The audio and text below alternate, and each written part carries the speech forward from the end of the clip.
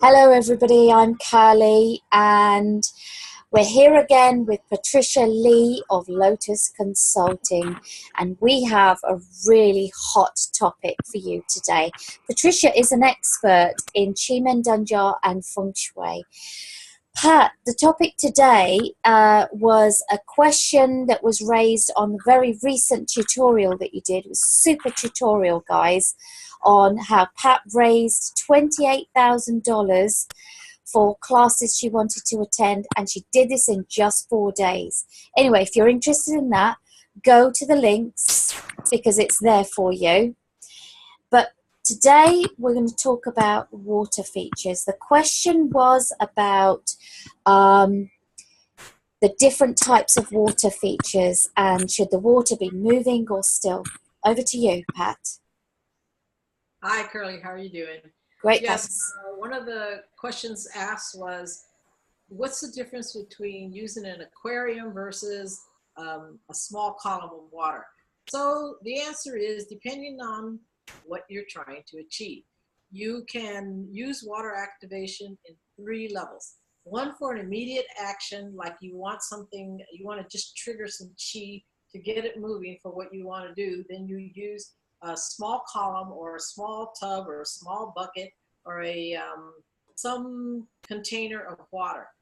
Then if you have, you can do a year-long one. You want to activate one of the 4 nobles the whole year long. You would then use a permanent water feature, and a lot of times people like to use aquariums. Then the question was, do I have to have fish? No, you don't have to have fish. What you would like to do is something that moves. Now, fish does make the water move. So then, in that sense, yes, but it's not a requirement that it has to be fish. It just has to be movement. When you use an aquarium, you need to take the top off because the water movement, the water is what captures the chi in that vicinity. So it needs to be uncovered. Then the other kind of water feature is a long-term one, which is really based upon landforms and where your house faces, and you're activating the chi within the external landforms. That actually is quite a study. You have to have, in all cases, your water must be located in the correct spot.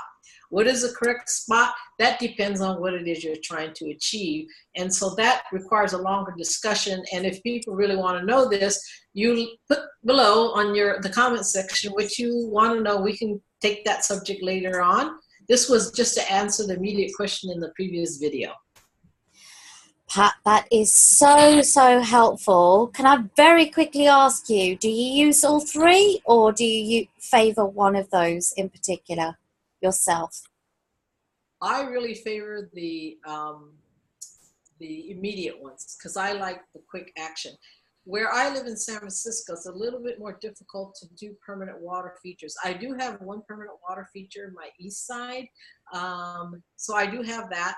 I don't use an aquarium, but you can.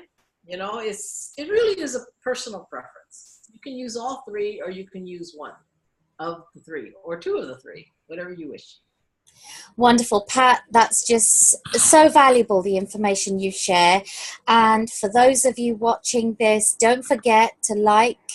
Don't forget to use the comments below to let Pat know what you found most interesting and what you would like to know more about. And so, Pat, thank you very much. Thank you. Bye-bye, Kurly. Bye.